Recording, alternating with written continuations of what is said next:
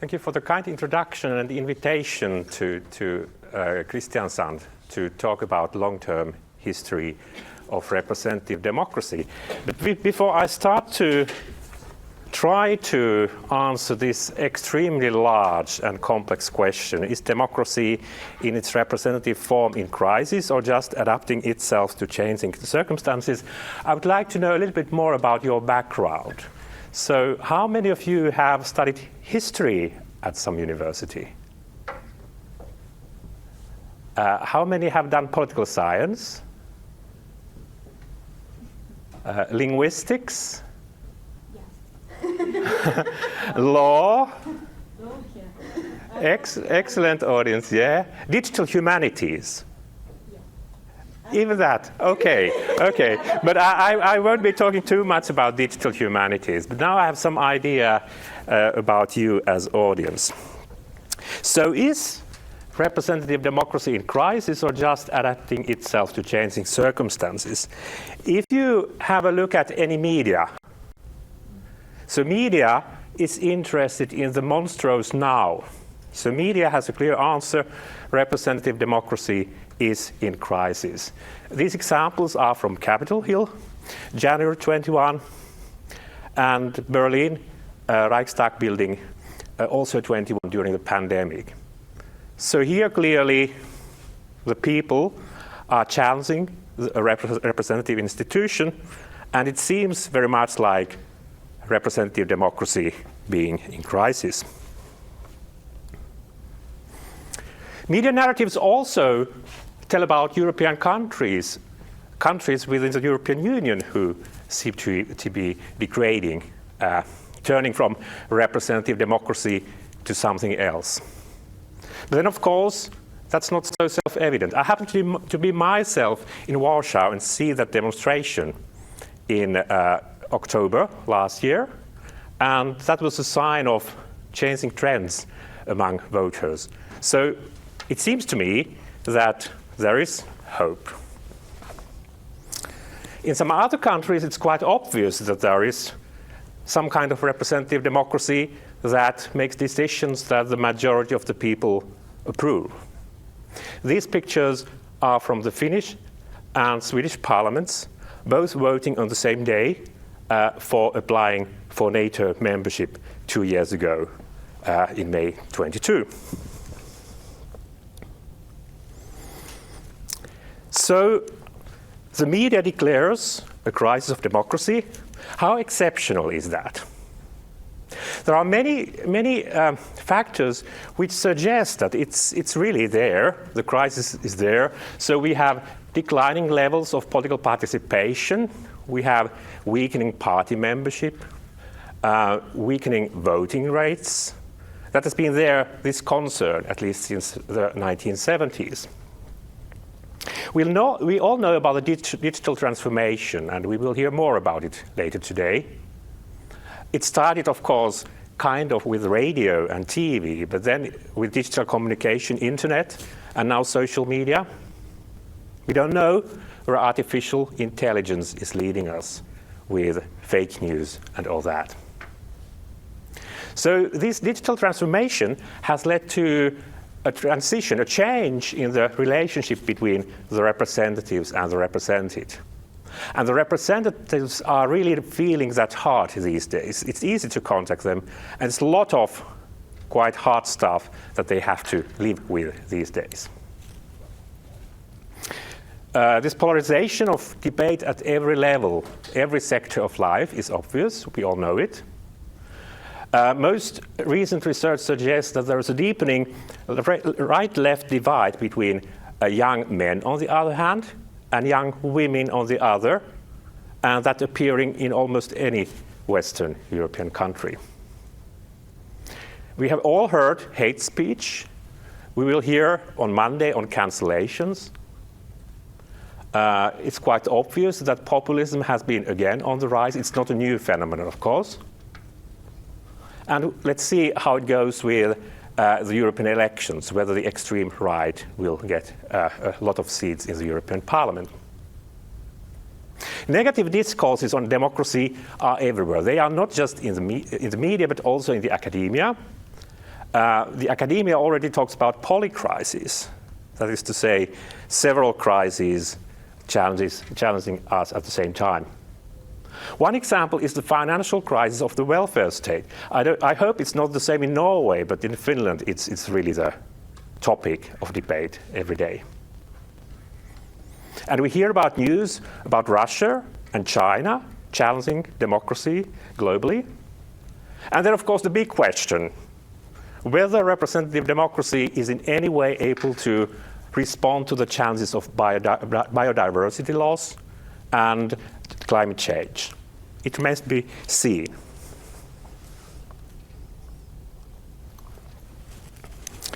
But let's relativize this a little bit. And I turn to a Norwegian scholar, Helge Jordheim. He's a specialist in conceptual history and also literature studies. I happened to edit a chapter of his for the book Writing Conceptual Histories. So how he sees this declaring crisis, this talk about polycrises, which seems to dominate global political discourse today.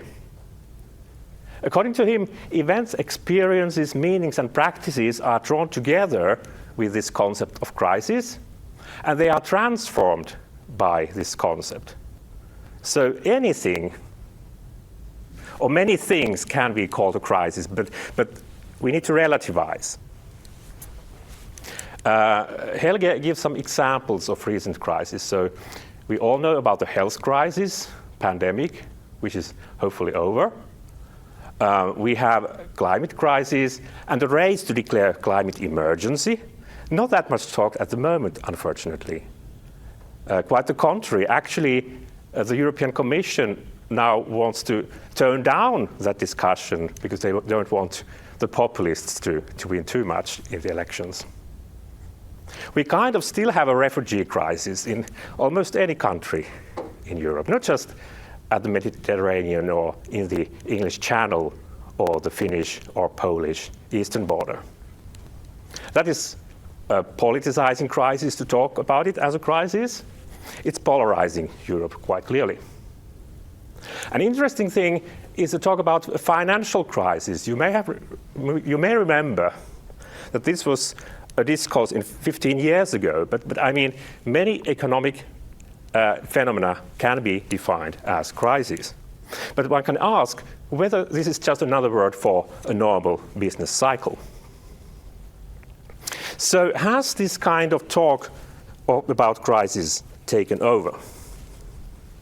Let's see what historical research might try to do about it. We could try to historicize this talk about crisis by asking how representative democracy has historically been reformed to respond to changing societal circumstances. And I'm now leading a project, a 5-year project, as an Academy of Finland professor.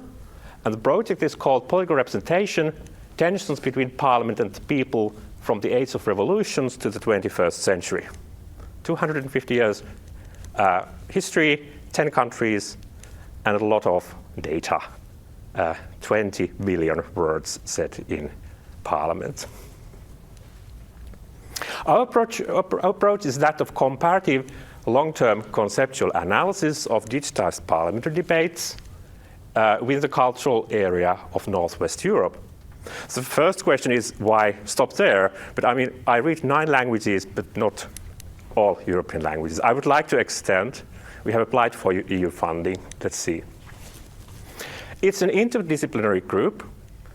We have scholars from politics, history, digital humanities, and it's closely linked, of course, to linguistics as well when we are interested in historical language. We have had visitors from Britain, Belgium, Denmark, Germany, the Netherlands, Norway, and the US. This is my working title. I'm trying to write a book about representative democracy as a history of claims, tensions, and parliamentary self-definitions in Northwest Europe. And I actually used this lecture to draft half of the book, the idea of the book. So that's why I'm welcoming your reactions Do you believe what I say? Because I'm going to write all summer about it. You'll have 15 minutes to challenge. Yeah, I will try to have some more. So I find it kind of problematic that there is this lack of historicity in prevalent present-day political and media and political science discourses on a crisis of democracy. So how about trying to historicize these quite presentist declarations of polycrisis? When we don't know history, it's easy to believe that now it's the monstrous now. Now we have a crisis that we have never seen. So I'm trying to remind the people about the contingency of our current conceptions and of the fact that actually democracy and parliamentarism have been in crisis in political discourse since the late 19th century. Since they were first adopted to political discourse, they have been in crisis for 150 years, certainly in the interwar era. And then, challengingly, we might also ask whether actually tensions between the people and parliament are a normal and healthy phenomenon. They keep representative democracy going. So if we didn't have these tensions, these demonstrations, we should perhaps be worried. So I'm suggesting that there has never been one right way to conceptualize democracy that would have been reached at some point, and then we just retain, protect it, try to prevent a crisis. Rather, democracy is about ongoing negotiations between alternative ways to make democracy work. And it's interesting also to have a look at the period-specific challenges that democracy has faced in different countries and in different time periods.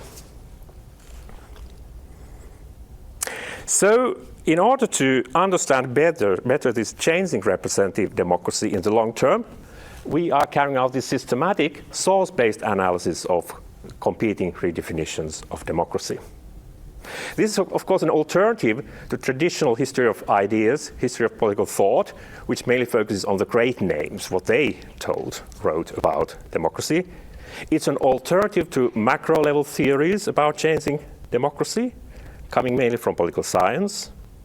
It's also an alternative to studies that try to define democracy on behalf of the political actors and then measure it. And this is something that conceptual historians don't quite like, that you somehow define a concept from today's perspective and then apply it to the 18th century and then say whether they were democratic or not. I think it's not quite fair, is it? And next I'm going to talk about these different challenges that democracy has had in different time periods and countries. So first, very briefly, about the re-evaluation of the classical concept, very pejorative concept in the late 18th century and early 19th century. Then I will talk about renaming representative government as parliamentary democracy in the interwar era as a response to Hitler's rise to power. Then I will say something about post-war period, that kind of controlled but ideologically very divided concept of democracy that can be found from most Western European countries and certainly within East and West at that time. Briefly about extension of democracy to most policy sectors since 1970. And actually, the program of the Democracy Week shows how broad our concept of democracy is. We can't say that it covers everything, but it can cover a lot of things. It's much more than just going to the polls and vote. It's not about suffrage, but it can be about many, many other things. And this is a very recent phenomenon. Actually, since the 70s, we have had this kind of extension of democracy to cover everything. And then something that I think we all find interesting, and it is still ongoing, is how the MPs have been responded to the challenges of digital communication since the 90s. First internet, then social media. So methodologically, we are approaching this by taking parliamentary debates as analytical nexuses of discourses on democracy that have been moving in society. Parliamentary debates are exceptional. At least the MPs claim that they are representatives of the people. And they actually bring in discourses from different forums in society. And this debate takes place in the same place and time. So it's very exceptional compared to any media. And we have built this exceptionally large comparative database called People and Parliament. We have built it together with Utrecht University Center for Digital Humanities. And we have there now data from 10 European countries since the early 19th century. Altogether about 20 billion words, as I said. And we have built parallel text mining tools for these national datasets so that we can truly directly compare trends in them. We next plan to include the European Parliament, and as I said, there's potential and interest to carry on, but we don't have funds for that yet. So we aim at a systematic analysis of keywords and expressions that have been used to construct the political system that we now call representative democracy. So there's certain teleology. I'm having a look at debates that we might now see as representative democracy, but they were not called as such in the 19th century. To get hold of all this, I'm starting with a grade 3, Britain, France, and Germany, and writing a comparative history of these discourses on democracy since the late 19th century. But I do make excursions to the Nordic countries, Ireland, and the Netherlands. So we get some alternative national histories of representative democracy. I will only briefly talk about digital humanities methods, but I think it's good to have an idea how we come up with these graphs that I'm presenting. So we combine quantitative and qualitative methods. With quantitative methods, we try to get hold of patterns of diachronic chains in discourses on democracy. In that sense, it seems to me that our tools work quite fine. But we use this quantitative approach only to get hold of, to limit down the data set for contextualizing close reading. And our conclusions always are based on selected speech acts that we interpret contextually. So the question really is that we really want to ask ourselves and answer is what was done when they talked about democracy that way in that very situation? That's the speech act. The kind of innovative aspect here is the application of word embeddings. That is to say that the algorithm calculates, for instance, 100 most related words for words such as the people, sovereignty, democracy, parliament, representation, and participation. So what we get here is the historical vocabulary rising from word models. It may be related to democracy directly or indirectly, and we come up with words that we were not thinking about previously, that we couldn't really recognize by just reading all of it. And from here, I select words for comparison of contextual similarity over time.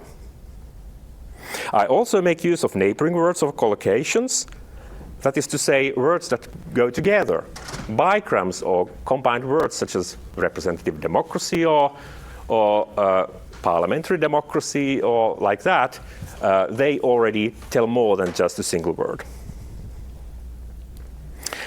And n-grams, they are used to locate historical word combinations and periods of intensive discussion so that, once again, we can focus research on periods when there was a lot of debate going on. So all in all, it should be an empirical history of everyday controversies and also mainstream discourses over actor-based concepts. This is about the word models, an example. So word2vec is not perhaps the latest approach. There are also BERT models, but this works nicely with historical data. So we can compare the similarity of democracy, in this case demokratie, in the Bundestag between years 2000 and 2020. Here, the algorithm calculates the occurrences of words in similar contextual contexts within the window of 5 words. So, for instance, here we see words such as Pluralismus, quite high on the list, Rechtsstaatlichkeit, constitutional state. We have also Gesellschaftsordnung, Freiheitlichen, and also Sozialstaatlichkeit. That already tells something about how democracy is understood in the German Bundestag, federal parliament, in the early 21st century. So these words may be kind of synonyms, they may be antonyms, or just words that are syntactically similar and can be interesting.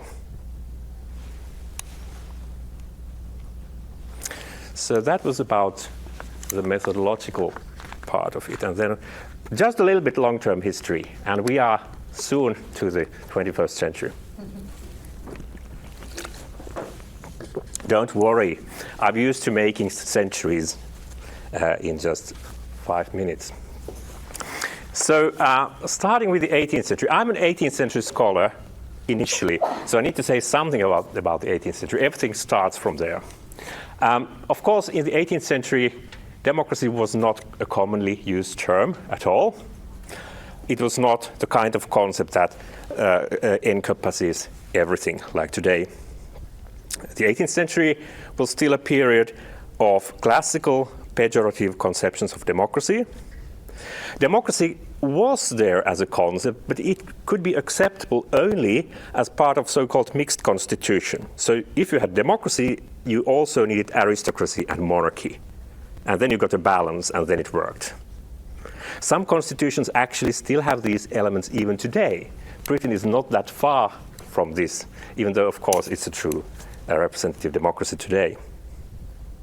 The problem with democracy from this classical perspective was that it easily leads to demagogy, anarchy, and finally tyranny. So no good thing at all. The American Revolution has often been seen as a starting point for democracy, but the colonists actually did not fight for democracy. They fought for the representation of the people.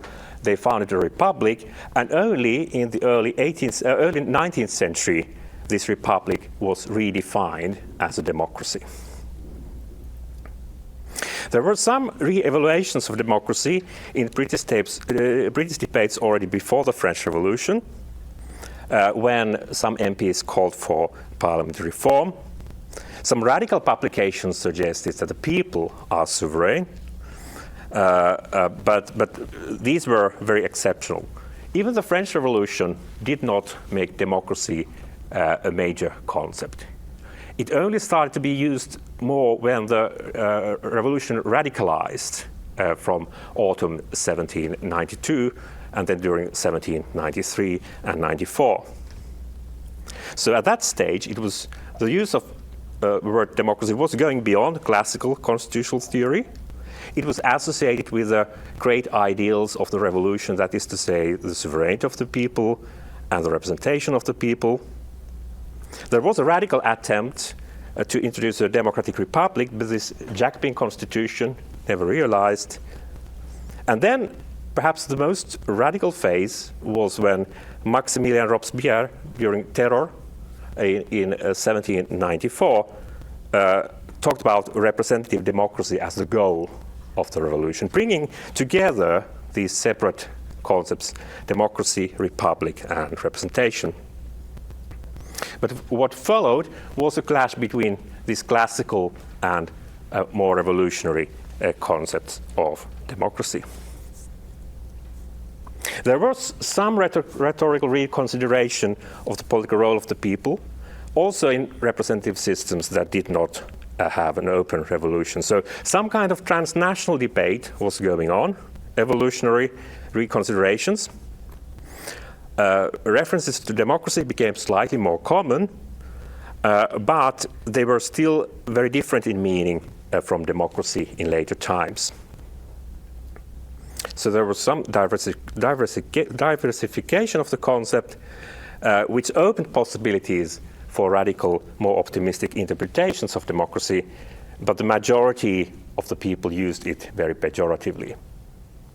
Further revolutions in 1830 and 48 activated debates on democratic element and democracy as a future goal in some radical circles, but still in the 1860s, when many European parliaments were reformed, so democracy was mainly seen as an element of mixed constitution, not a form of government of its own. So actually, this kind of modern democracy is an extremely new phenomenon. It starts to emerge only towards the late 19th century. There will be a lot of graphs. I'm enthusiastic about the graphs, but I will just point at some interesting trends. Don't worry too much. So here, what is interesting, it's the British Parliament in the earlier part of the 19th century. So here we see the rise of bigrams, word combinations such as representative government, sometimes also popular or parliamentary government, not yet a democratic government. So during the revolution of,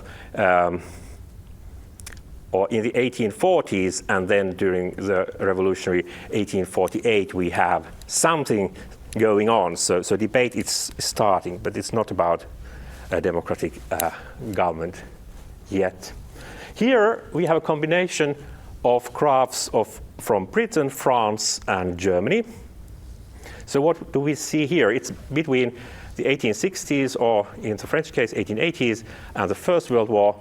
So in the British case, we see the rise of democratic government as an idiom. So this was now emerging, the idea of we having a democratic government. In France, we have a strong bigram of parliamentary government, which of course refers to the very parliamentary system of the Third Republic, the first truly parliamentary political system in Europe. And also in Germany, it's interesting to see some references to popular government and calls for parliamentary government, which of course did not exist in Germany. And this debate really opens in the German case with the First World War. To summarize the trends of the conceptual history of democracy in the later 19th century and early 20th century, so quite clearly this old notion of mixed government was gradually replaced, first by representative, popular or parliamentary government, and finally by democratic government. These histories were at that time nationally quite specific. In France, democracy often referred to equality in a social sense. It was associated with republic, of course. In Britain, negative associations of democracy remained at least to the 1880s, but then there was a slightly more optimistic understanding. Even concepts such as Tory democracy emerged. Even the conservatives started to use this. And of course, in Britain, parliamentary government remained dominant. In Germany, democracy had been referred to sometimes during the 1848 revolution and the Frankfurt Parliament there, but it was very much a foreign concept for the German discourse, a Western concept.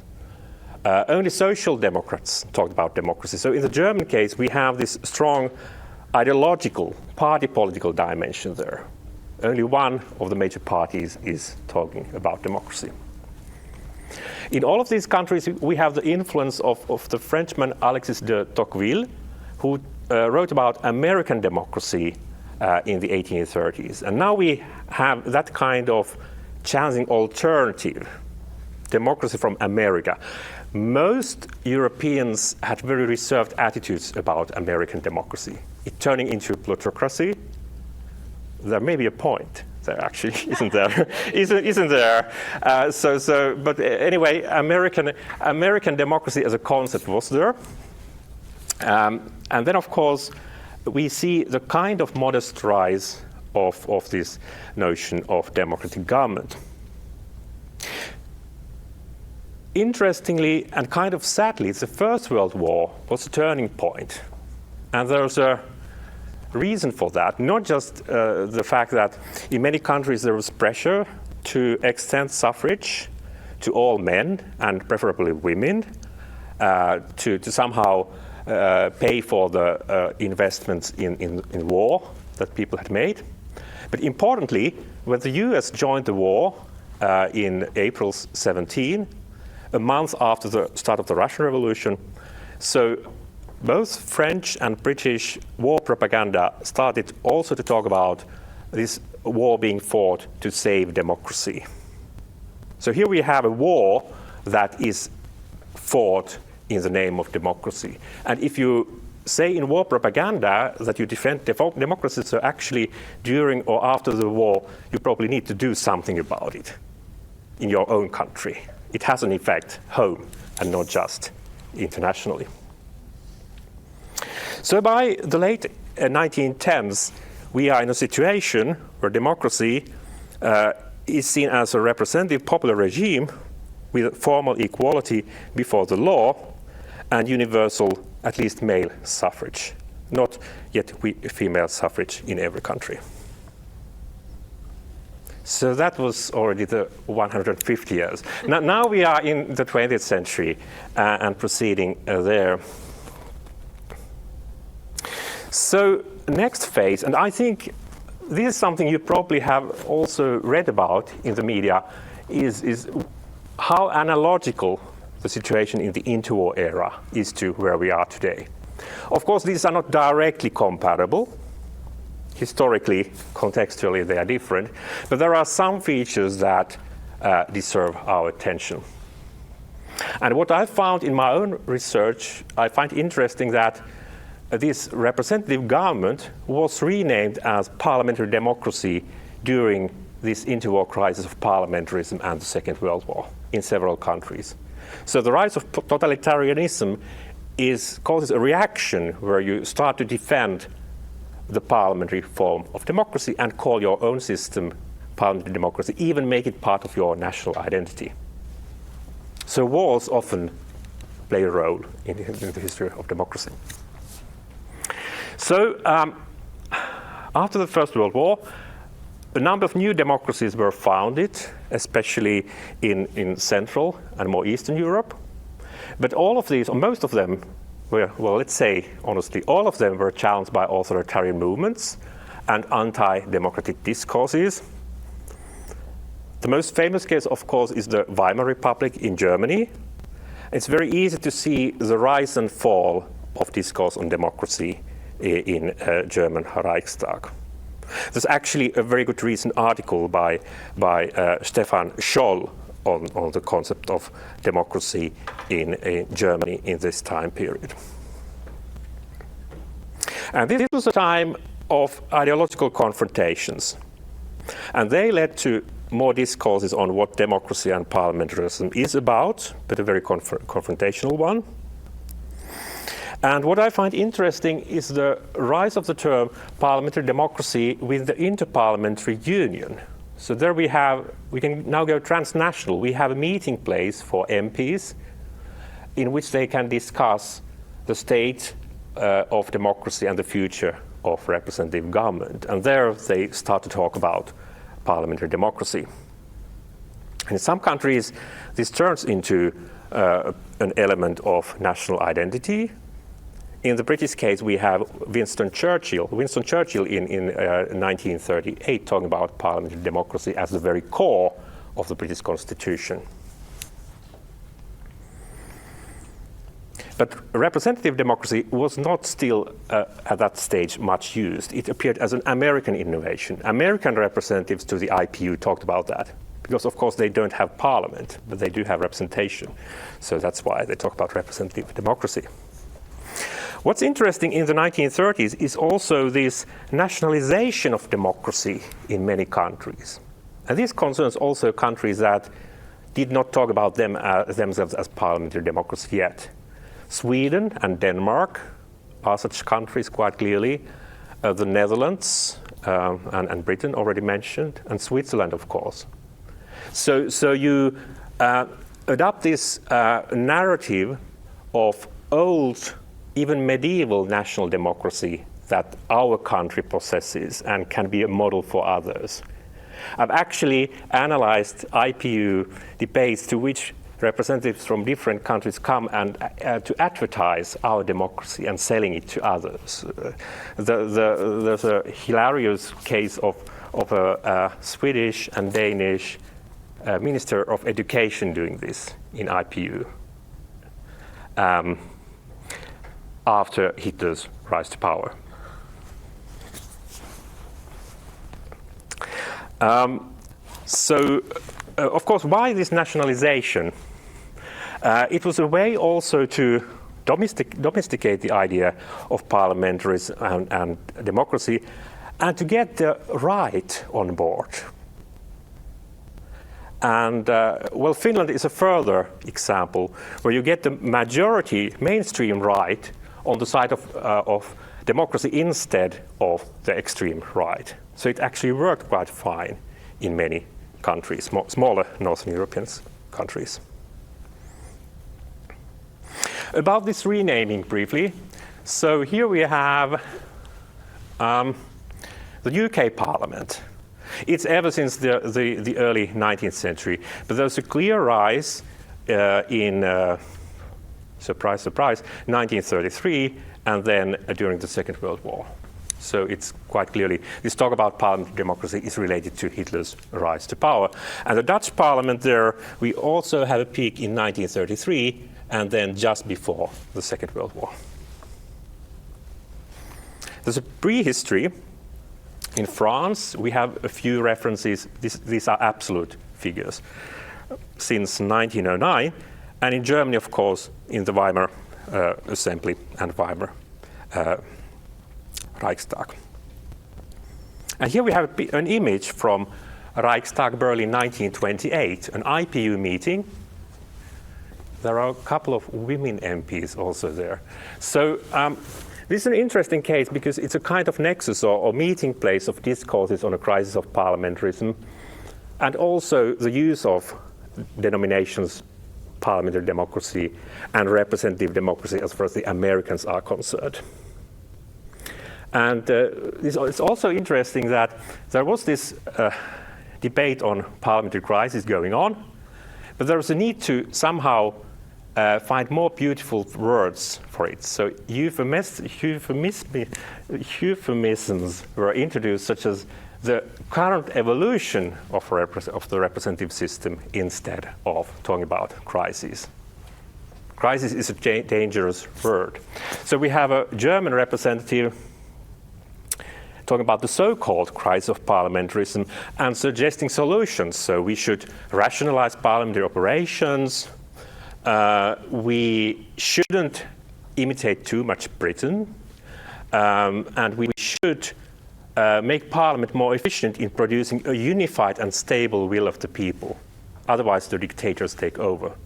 Interesting is that this is what he said at the Reichstag room when international audience was there. Later on, in the meeting of Reichstag, he was saying in the same year that actually this crisis of parliamentarism is a real thing and concerns Germany as much as any other country, or even more.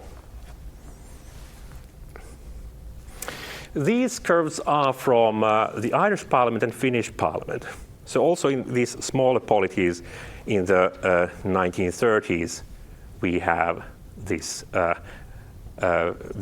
term parliamentary democracy appearing. In the Finnish case, it's interesting that it's there already before independence.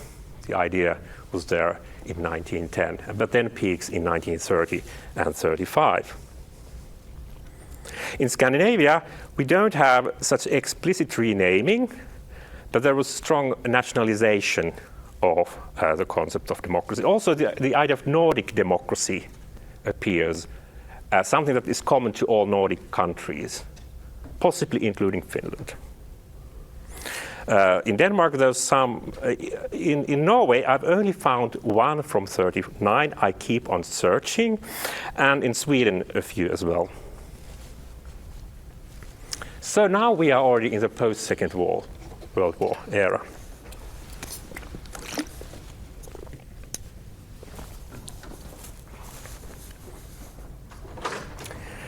So as you know, the Second World War was really a disaster for democracy in Europe.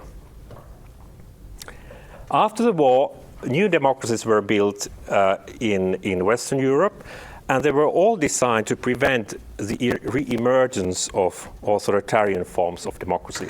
The possibility that people go and vote Hitler to power, as happened in Germany in the early 1930s. So that's why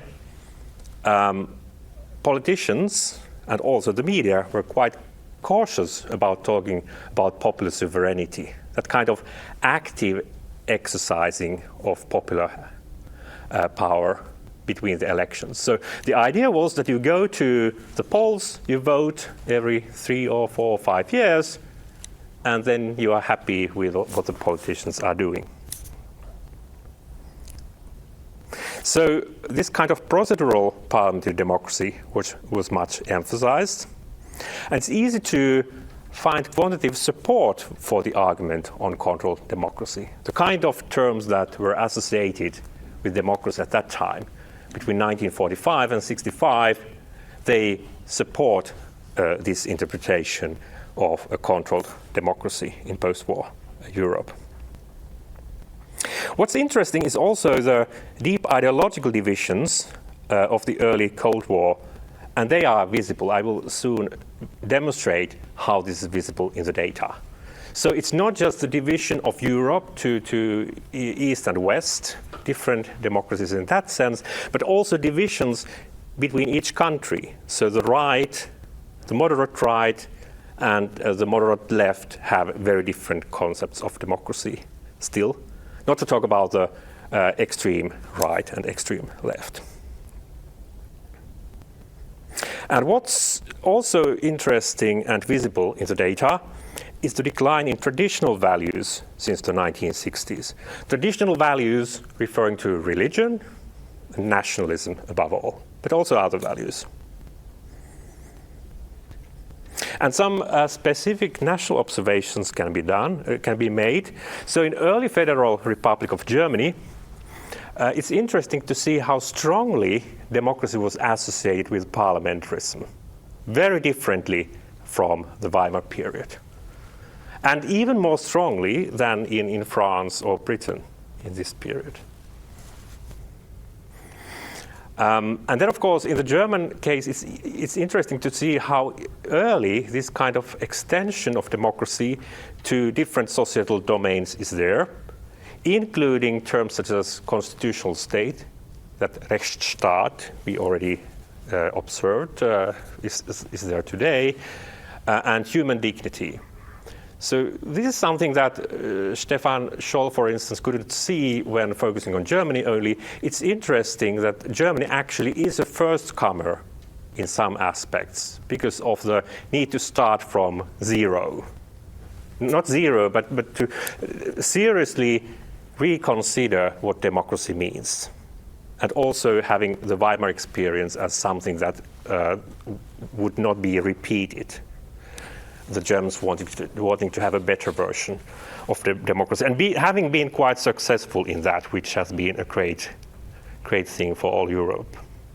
In France, the change of constitution from a very parliamentary Third Republic to the Fourth Republic and further on to Fifth Republic, which we have today, is visible. So that we have a clear decline in associations between parliament and democracy. That kind of evaporates with the presidential or semi-presidential constitution. About these ideological divisions, these are now word models. So we are comparing democracy with a selection of words that appear in the word models as somehow related to democracy. So we see trends. It's not, of course, exact calculation, but it tells something about changing the relationship between words, which is interesting, and we can quantify this, and then close read and see whether that really happens. And actually, most of these are not that surprising. So if you have done your literature, you probably have read some of it already. But talk about these ideological divisions. So in the case of the UK Parliament, we have associations with civilization, which was there already during the First World War, but strong associations in this time period, 45-65, with socialism, capitalism, liberalism, internationalism, and freedom and liberty. In the French Parliament, démocratie is for civilisation, marxisme, socialisme, libéralisme, idéologie, parlementarisme, and liberté. So quite similar, actually. That ideology is revealing, of course. It's really relevant. And the Irish Parliament kind of reconfirms this. What I added here to demonstrate not disappearance, but the decline of traditional values, because it was so obvious in the Irish case. Christianity and Catholics are still strong, but declining. We have civilization, capitalism, socialism, communism, patriotism, nationalism, and imperialism. Imperialism probably referring to Britain, but interestingly, nationalism is not really declining here. In the Dutch Parliament, we have socialisme, communisme, capitalisme, liberalisme, ideologie, religie, and Christendom. So they also declining towards the present day. The Dutch curve comes to the present day.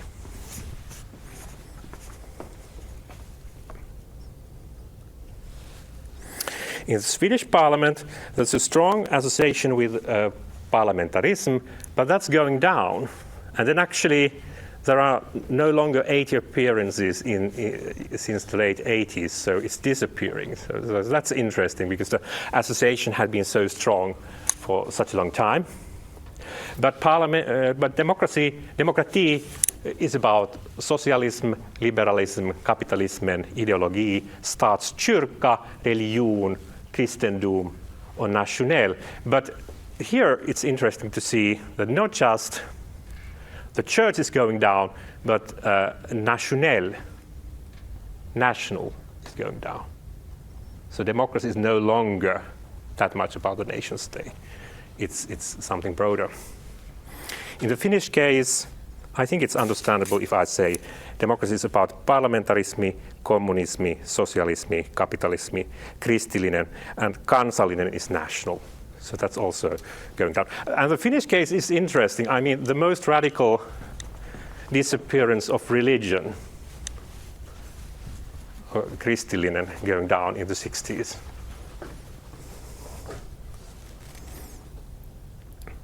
And then we come to Germany. So when I first had a look at this, I was kind of surprised, because it was quite different from what we get from Britain and France.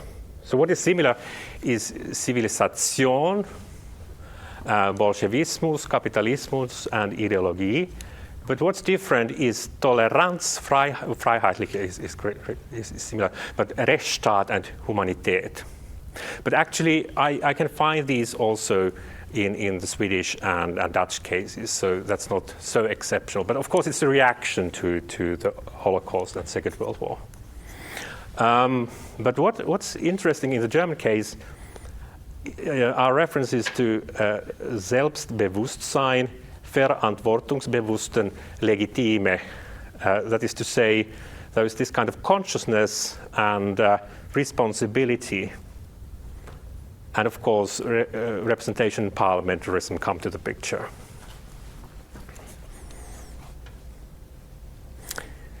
Then we are in a turning point. So what happens in 68? Any idea what is the turning point? What is different after 68? Okay? At least in France, the Général de Gaulle is no longer the president, and Yes. Further ideas? What's going on in 68? I'm not going to continue before you tell me what's happening in 68 in different countries, in Germany, in France, even. Implementation of was. Yes. Yeah, so we have that kind of transnational student movement challenging the established order. Ever heard? We are all kind of continue those discussions in many ways. So that's also a turning point for democracy in the sense that there was a strong call for more participation, unhappiness with just parliamentary representative form of representation. So what have the scholars said about this? So since the 1960s, there was clearly this decline of collective values, as we just saw. Trust in politicians and parliaments was decreasing, and measured political activity has been declining. There have been changes in communication, which has transferred the relationship between the represented and representatives. There have been calls for alternative modes of representation and for more participatory and direct forms of democracy. And also populism has later on come back to the picture. And political theorists have suggested that representative democracy has developed into an audience democracy with a lot of digital media, TV first and then digital media, or to monitory democracy where different bodies are monitoring democratic processes in parliaments, or to a system in which representative claims can be presented by people that are not elected. Celebrities can be representative of something. So that's also a phenomenon that political theorists have pointed out. So comparing Britain, France, and Germany again, so what seems to be going on? And this period is now from 68 to 89. So it's the late Cold War, before the fall of the Berlin Wall and the Soviet Union. So in Britain, we seem to have quite a steady discussion about parliamentary democracy. So this can be taken as an indication of a reasonably stable system there. The French case is a challenge to me, not only because I'm not native Frenchman and I haven't studied that much French history, but this figure in the middle indicates to me an unclarity as for parliamentary in comparison to direct and participative democracy. So quite clearly, parliamentary forms of democracy are being challenged. People are not happy about the situation in parliament. And the French case, probably because of the election system and the presidential system, leads to a fact that so many people change from election to election that the discourse also changes. It's more difficult to see clear trends. So that's why I'm in a trouble. I want to write about France, but I don't know how to interpret it. If you can help me, do, please. The German case is clearer, but it's mainly downhill of parliamentarische Demokratie in this time period. The alternatives are not there yet. Representative is an alternative, but directe and participatorische don't really exist in this time period.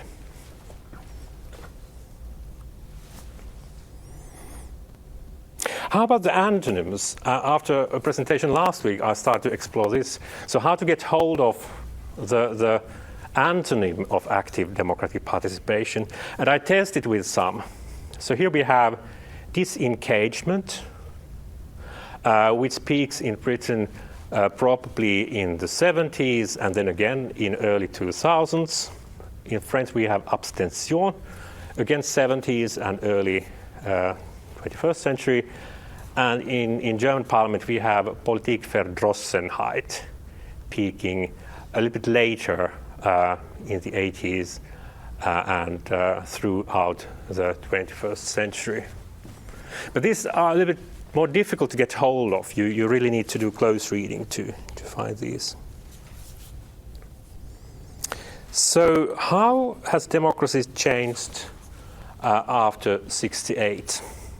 So quite clearly we see that these societal transformations led to changes in parliamentary discourse, and interestingly in quite similar lines in different countries. So in the 19th century I was saying that the stories were quite separate.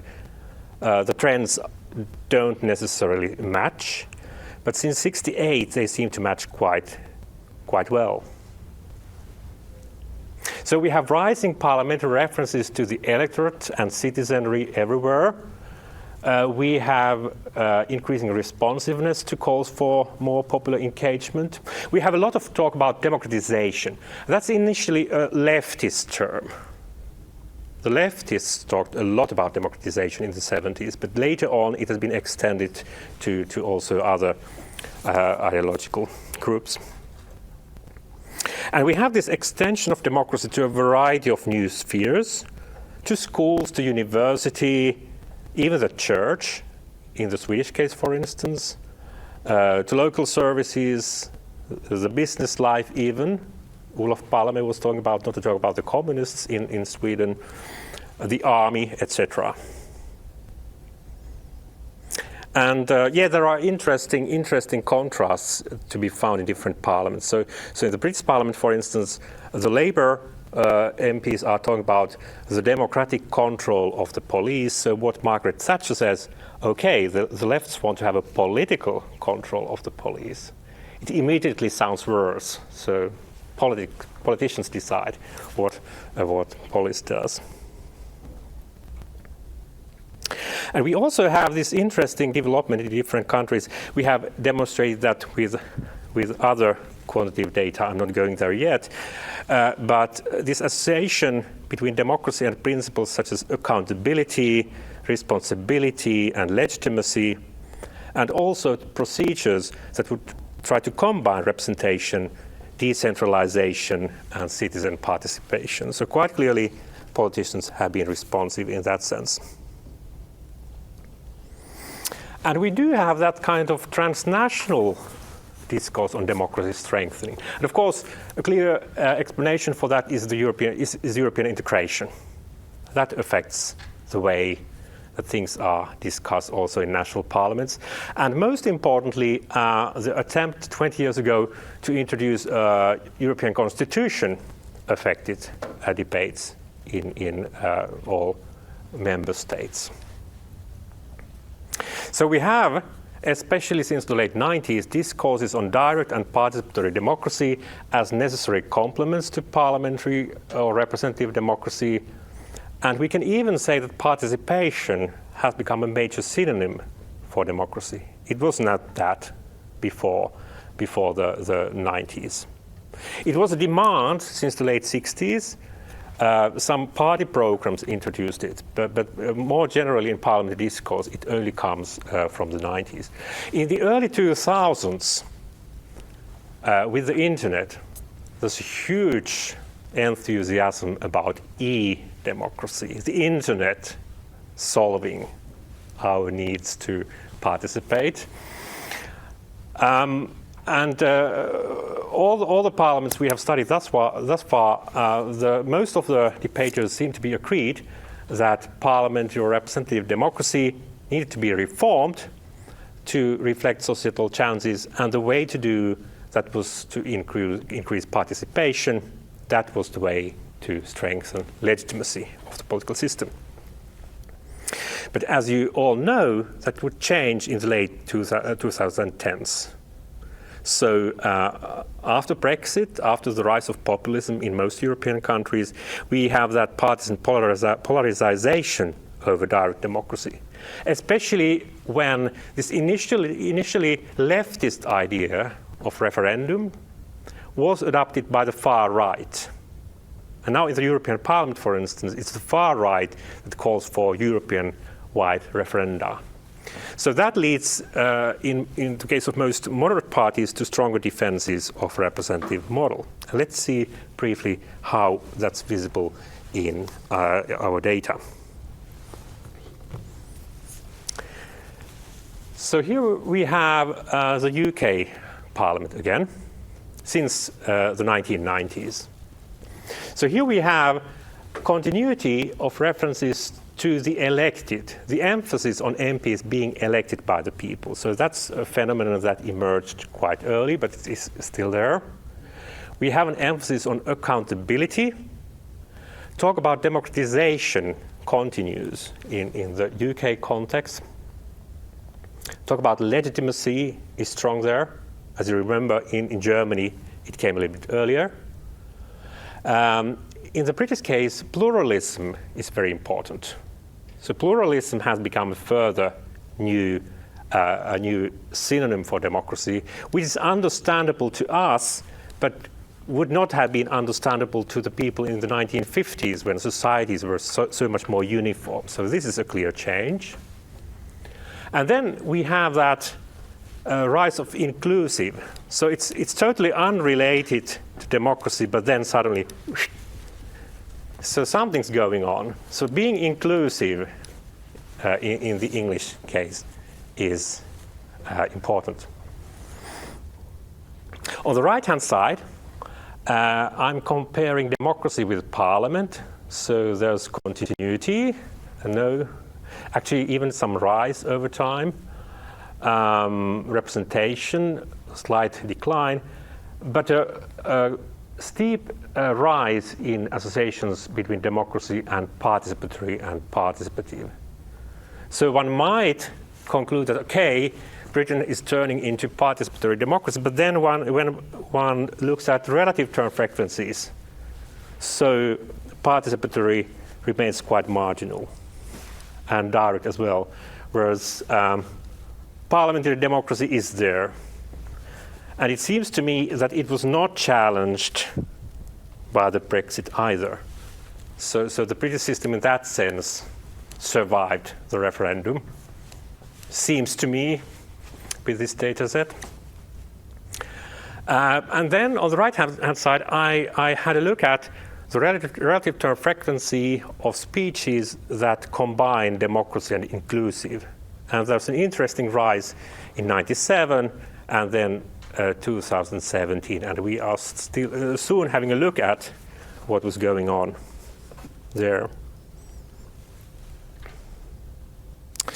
So in the UK Parliament since the 1990s, there has been still this traditionally strong parliamentary system. It's defended. Parliamentary democracy remains very high. It's actually the second on the list of most common engrams after our democracy, which is a national term, of course. It's British. But then it's also parliamentary and representative. There have been complementary forms since 97, so we have direct democracy, we have participatory and participative democracy. We also have e-democracy and digital democracy, but they are not on this list. You really need to go down to something like 50 most common bigrams to find these.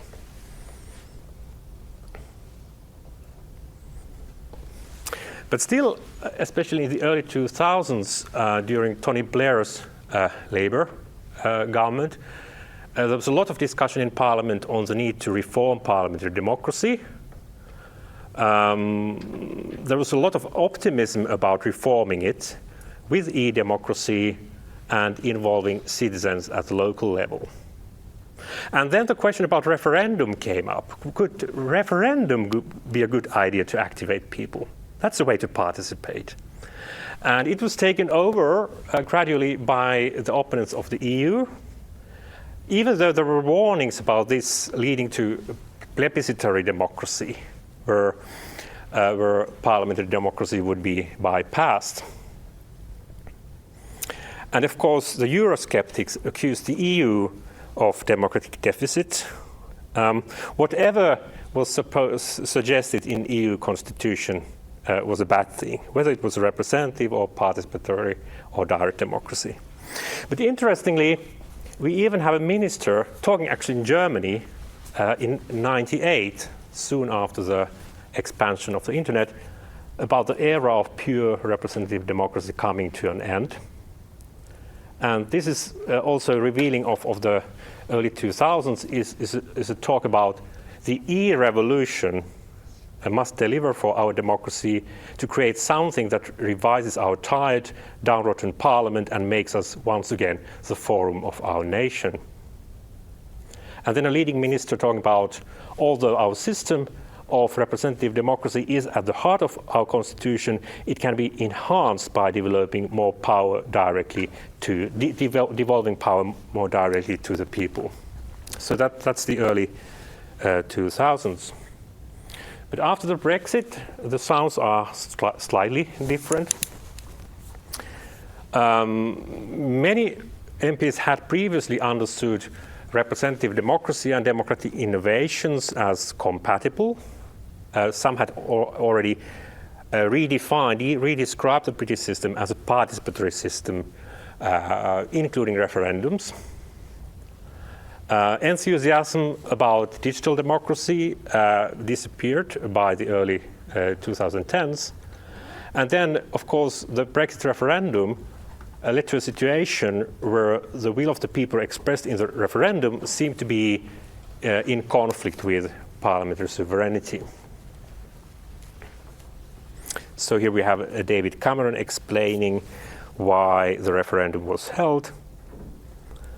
And then we have a comment: direct democracy, as we have just learned, can be a shock to the system, particularly when most of the elected representatives disagree with the result. And further on, a minister saying, the whole concept of parliamentary representation is itself on trial. It is on trial in a way that perhaps none of us had ever envisaged. It's very difficult to see a further referendum in Britain in the near future. They tried. But then about the inclusive development that is obviously there, but could not be seen without word models. So it popped up there, and then I explored a little bit. So in 1997, it was still about devolution, having parliaments in Scotland and Wales, and having referendums about this devolution. So we have the leftists mainly talking about a more inclusive politics, a new vision of inclusive democracy, inclusive and non-confrontational politics being something that the youth wants, that young people want, and that is the beginning of the modernization of democracy.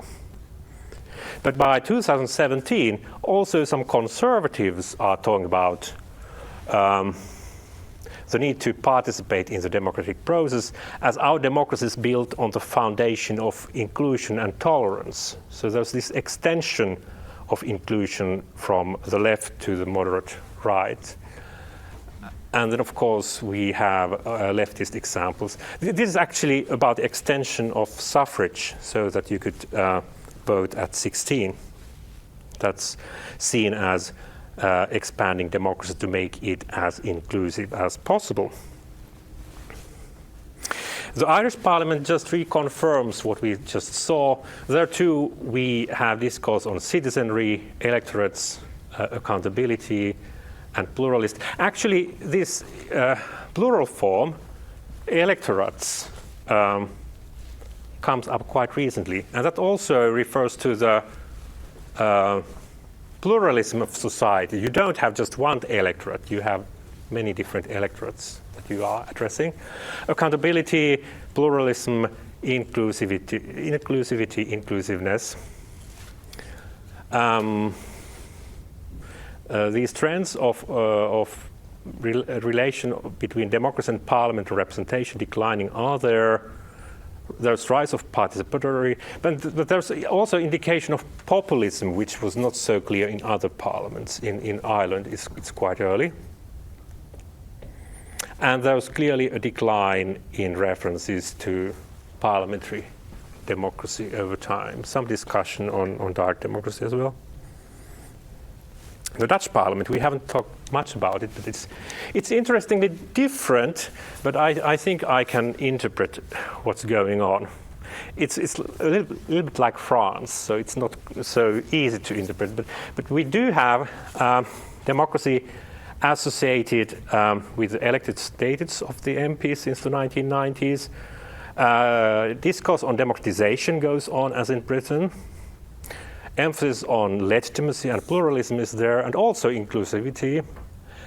And when there's no talk about participation, I take this emphasis on representation and popular sovereignty, Volkssuveränität, as an indication of similar kind of trend. Direct democracy is there, but participatory democracy not so clearly. And not accountability either. Perhaps I just haven't got the right word yet. The German case is interesting, being not a native German, so Bürgernähe was not the first term I started to think about, but I came across with it thanks to word models. In the German case, we have a very extensive discourse on direct democracy. Actually, direct democracy, unlike any other country, becoming the dominant idiom. So it's talked more about than parliamentary or representative democracy in Germany.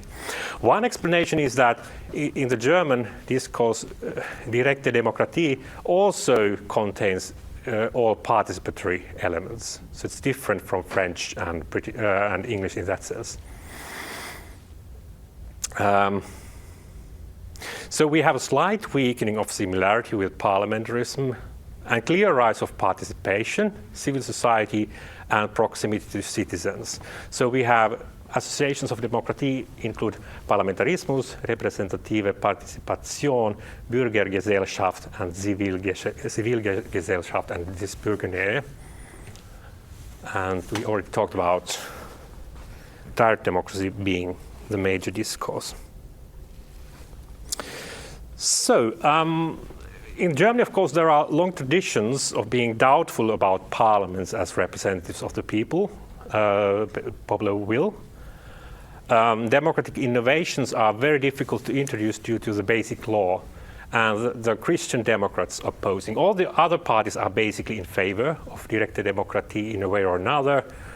CDU at the local and regional level, maybe Länder level, but not at the federal level. Interesting is that CDU has also started to talk about participation because you are supposed to talk about it. You can't skip it. But anyway, references to Parlamentarische and Repräsentative Demokratie are quite stable, but we have this rise of direkte Demokratie very strongly there. Interesting about Germany is that in the German case, unlike Britain or France, and a little bit like Finland, for instance, you refer to the European Constitution as a model for rethinking democracy in your own country. So we have a MP from SPD talking about Europeanization always meaning parliamentarization and parliamentarization going with democratization. And, well, a CDU member responding that in a parliamentary democracy, we, the parliament, are the boss. That is the normality. Switzerland is often taken as an example of direkte Demokratie in Germany, but the interpretations can be quite wild. They don't necessarily have much to do with the Swiss reality. And of course, in the German case, history political references are commonplace. That's a major difference to most other countries. Of course, in the late 2010s, we have a radical change with the entrance of Alternative für Deutschland, Alternative for Germany, to parliament, and its way to radicalize calls for direct democracy and popular sovereignty. So we have talked about Staatsvolk, for instance. The other parties have been reacting against it, suggesting that they are using appeals to direct democracy populistically against parliamentary democracy. But despite this concern about direct democracy going too far, there is this increased welcoming of participation. So there are defenses of parliamentary democracy, but welcoming participation. About Bürgernähe, so it was in 97. It was about the EU But in 2020, and that was a leftist discourse mainly, in 2020 also the conservatives can say that wir haben eine repräsentative Demokratie und Repräsentation bedeutet auch Bürgernähe. And further, Repräsentation funktioniert nur, wenn man mit den Bürgern ins Gespräch kommt. And the leftist discourse on Bürgernähe being an alternative to Wutbürger. How would you translate that? Citizens who challenge parliamentary democracy, let's put it that way. You have better translations. Denmark, okay, briefly. Deltagande demokrati, participatory democracy. Sweden, decline in parliamentary democracy, not much debate. The Norwegian data is problematic, it's so short period of time. And can't help mentioning Finland very briefly. So there too, democratia is about parliamentarism, representation, civil society, possibilities to influence participation, and possibilities to participate. Quite a varied vocabulary, a lot like Germany. And then the rise of participation in the 2010s.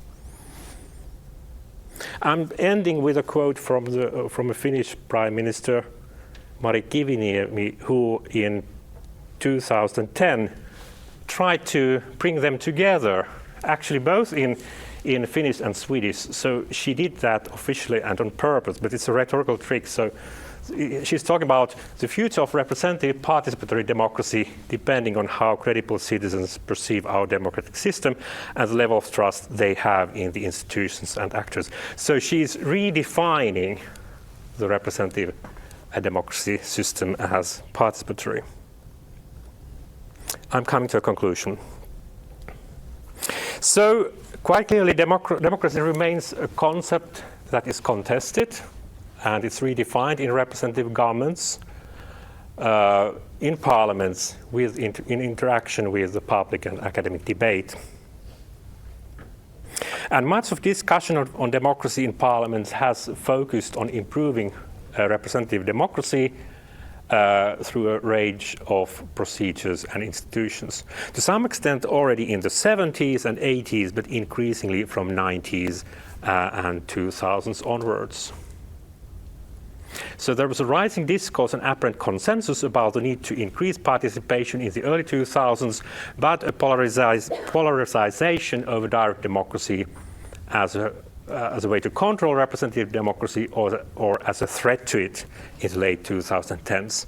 And interesting is this transnational aspect. So quite clearly, because of European integration, a rise of populism in different countries, Brexit, maybe also climate change, refugee crisis. So different discourses are approaching each other and referring to each other more than previously. So this kind of research, I hope that can nuance, can provide evidence on changing discursive patterns surrounding democracy and nuance history of political thought or macro level political science theories or studies that define democracy on behalf of historical actors. So democracy here is seen as a dynamic discursive process, not an ideal situation reached one day and then just retained. It remains a contested concept, and its meaning is being constantly redefined by MPs in parliament debates, and hopefully this also reminds us of the resilience of representative democracy in the face of societal challenges, even though there hasn't yet been found an ideal solution to that call for participation. And about methods, so as you saw, these word models really help to find terminologies that would otherwise go unnoticed, like inclusive or Bürgernähe. And then we can, with close reading, we also come up with antonyms such as disengagement and Politikverdrossenheit.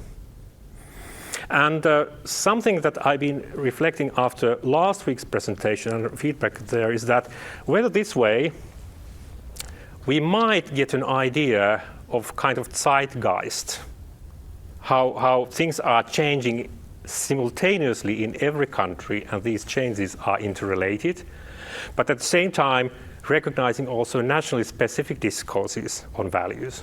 So in the German case of responsibility, legitimacy and human rights rising early, and pluralism rising early in Britain.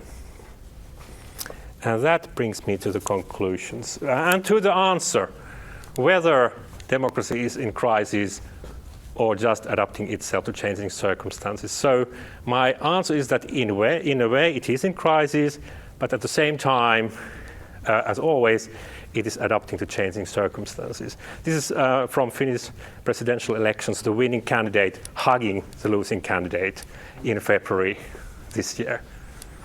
Thank you very much for your attention.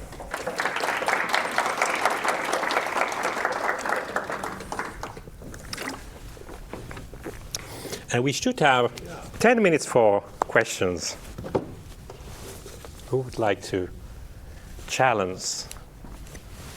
Go for it. Yeah, so I have actually two comments.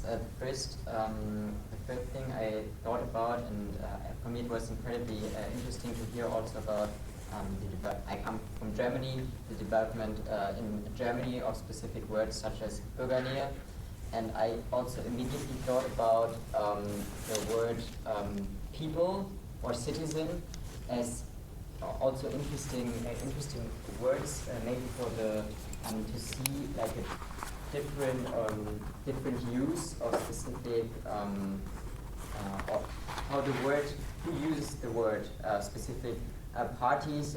We already talked about populism, because I have the impression, at least in the German case, it might be, or it is certainly also the case in many other European countries, that the old parties tradition are called like People's Party, usually the conservative and the social, the democratic or socialist parties have referred a lot to the word people, and now the right-wing populists refer also a lot to the word people, but they probably do not refer that much to the word like pluralism, or maybe to some other terms that are connected to democracy as well, like minority rights. So this is something I thought about, like also this kind of shift. Yeah. And another thing, I also would find it interesting to maybe look at the European Parliament. So also to have like this kind of comparison, maybe also for further research. Thank you. Excellent comments both. I will respond very briefly. Yes, folk is central in German debates in any period of history, and it's interesting in the sense that, for instance, in the Weimar period, when the Social Democrats and the left liberals are talking already positively about democracy, so the right is mainly making use of folk vocabulary and combined words derived from there. And that's also directly relevant for our Nordic countries in a sense that we have a similar tradition. The Scandinavian countries using folk in quite a similar way, and the Finnish kansa being also a translation. So folkstaat sounds like democracy, but it's a conservative variation of democracy. So definitely that kind of focus on how parties talk is worthwhile and possible. So in the newer Bundestag data, we have a metadata on parties, so it's actually very easy also in our interface. And in other interfaces, there are others in Germany, to focus on how different parties talk about folk or Bürger. And then definitely European Parliament is something we are working on. We have slight challenges with the data set, but we are hoping to include the English translation, because there's no, maybe someone has such technology, but we don't have digital humanities solutions that could cover so many languages as in the European Parliament. Definitely, it's worthwhile. But what I'm a little bit concerned about the European Parliament as a data set is that it's so different because so much work is done in committees. So I just recently heard someone comment that actually plenary debates in the European Parliament don't matter that much. In national parliaments, some say that they don't matter, but I think they do, because much of what was said in committees is reproduced publicly in the plenary, so it works better in the national parliaments. Thanks. Further questions or comments? Yep. Sorry, let me talk. Okay. So I think it is interesting to know that we have seen the increase of the use of terms like direct democracy and participatory democracy at the end of the 19th century with the rise of the Noble movement. So I think since that promotes values such as participation and direct democracy, of course, it's interesting to note that impact that societal groups have had on the parliamentary discourse, so within the parliament and the political discourse in society. So that's what I've seen from the graphs that you have shown us. And so I think that what we can conclude is that although there might be a crisis within the parliamentary democracy, and I think there is, and I'm from Italy, so every election we always have a smaller percentage of electoral participation. Political participation, although, is not in crisis, and I think it's really interesting to see how movements have grown, how the global movement is still going on. We have the Fridays for Future now, for instance. So I think it would be great to see how that has had an impact on the political discourse inside the parliamentary debate. Yes, thank you. What I would like to do is to defend the politicians, the parliamentarians. So they are actually following very closely on what's going on in society, and many of them are referring to new movements. We have written one piece on the vocabulary of climate change in the British Parliament especially, but also elsewhere. And I mean, the amount of references to Greta Thunberg is quite obvious, and bringing student movements and their views to the parliament. It happens. So I think that media is often quite unfair when representing parliamentarians as somehow elitist and somehow distinct from society.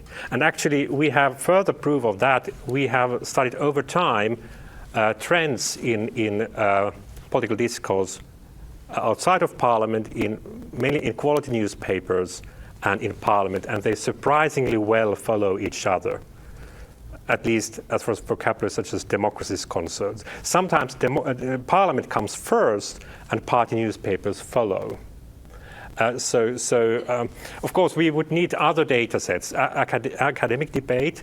We have also some implications that parliamentary debates are not that much running with time lag in relation to academic debate either. But then, of course, social media would be another interesting data set.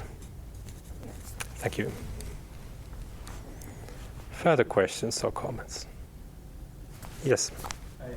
For the presentation, I just thought, because it's very interesting, like the methodological part, and you were saying that there was a problem with Norway. I was skipping it. Could you say something about the problematics there? Well, thanks. Well, first of all, I have 10 countries, so I focused quite a lot on others, not that much on Norway yet. Mainly the Norwegian data set is challenging for the older material, so it's probably partly because of characters having changed. It's the way that Norwegian has been spelled in the 19th century, and then somehow it has been modernized in connection with the editing, and it mixes the whole thing. It's mainly about and representation being spelled differently. So that's one explanation. Then the Norwegian dataset is also divided so that we can't come all the way from 1814 to the present day. And well, we do have a Norwegian colleague who is partly working on that, so hopefully we will get a solution. But basically, I mean,